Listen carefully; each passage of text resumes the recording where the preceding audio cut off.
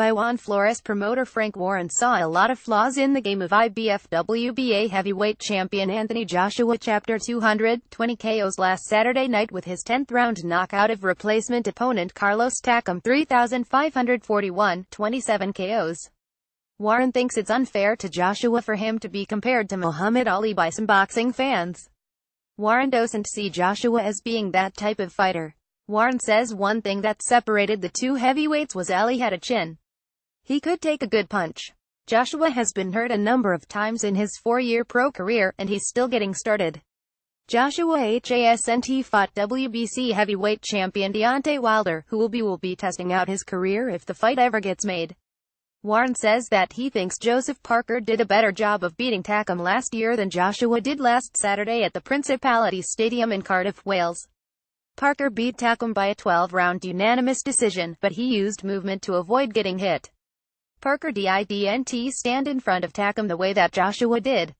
It was a lot easier for Parker to avoid catching shots from Takam, considering that he had mobility and the boxing ability. At 254 pounds, Joshua was too heavy to use movement against Takam. As such, Joshua was forced to stand and trade with Takam whether he wanted to or not. With a crowd of 78,000 boxing fans in attendance for the fight, Joshua couldn't have used ring movement to avoid Takam without being booed by the fans. "I thought Takam did much better than I thought," said Warren to IFL TV. "I thought AJ would get him out of there a little bit quicker, but there was only going to be one winner unless he ran out of gas. He was getting caught a few times in the fight. That for me is a potential chink in his armor. When I looked at Joseph Parker fighting Takam, I thought Joseph Parker did a better job. I really did think he did a better job. I thought he was more in control. He did what he had to do," said Warren about Joshua beating Takam. Read Anthony Joshua talks Carlos Takam fight for Sat. Parker beat Takam without getting hit as much. That much is clear. Parker probably could have knocked Takam out if had stood and slugged with him. Takam was bigger at 241 pounds for his fight with Parker last year compared to the 235 pounds that he weighed for the Joshua fight. Takam lost some of his power in trimming down for the Joshua fight. It was arguably a mistake on Takam's part to come in as long as he did for the Joshua fight.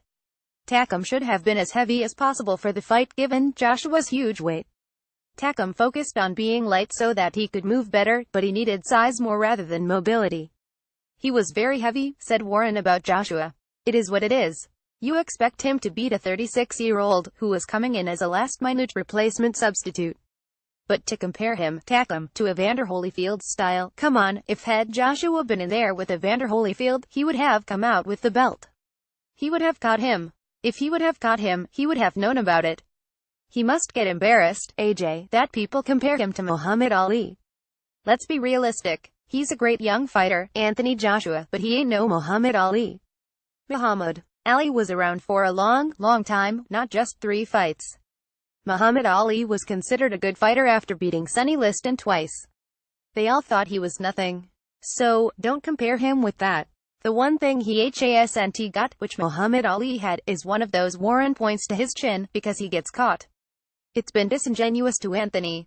These guys need to calm themselves down. You got eyeballs, watch what you see. He beat Charles Martin. Charles, who for a belt BF nicked off of Tyson Fury, and he had an exciting fight against Klitschko. But let's get it right. Klitschko, 18 months before, was taken to school by Tyson Fury. You look at that. You look at Dillian White, who banged him on the whiskers. You can see there's chinks there, said Warren. Read Joshua willing to fight Fury even if he's 40 stone. Ali was just a much better all-around fighter than Joshua. Ali wasn't lifting weights trying to bulk up for his fights the way that Joshua has been doing since he turned pro in 2013. Ali was a lot more athletic and technically sound than Joshua. When Ali was younger, he was able to move around the ring well. Ali was a different type of heavyweight. Ali was still fighting well in his mid-30s. It's unclear whether Joshua will still even be fighting when he's in his mid-30s. Joshua says he wants to rule the heavyweight division for 10 years. With the way Joshua has looked in his last 2 fights against Takam and Vladimir Klitschko, it doesn't look possible for him to be still fighting when he reaches his mid-30s. Someone will have beaten Joshua by then, and they'll have his number.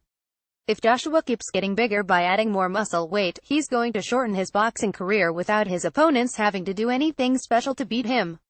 Joshua will wind up wrecking his career himself with his love of weightlifting. In the early part of Ali's career, he was weighing in the 210 range. Joshua is a lot bigger than Ali, both in height and weight. With all the size that Joshua has, he's not able to do the things that Ali could. I want to see him fight Tyson Fury, said Warren in talking about Joshua. If Tyson Fury gets his fighting license back, gets a couple of fights, and then fights him. The hearing is in January. We'll see what happens. I hope he does get it back. It's terrible what's happened to him. Lucas Brown is back fighting again. He's been found guilty of PEDs, and he's now back boxing again. This guy has been out for 2 years now. Give him a break, said Warren about Fury. It's a shame. He's the guy that already beat the guy. He took him to school in his own backyard. AJ is good for boxing. Look at all his fans.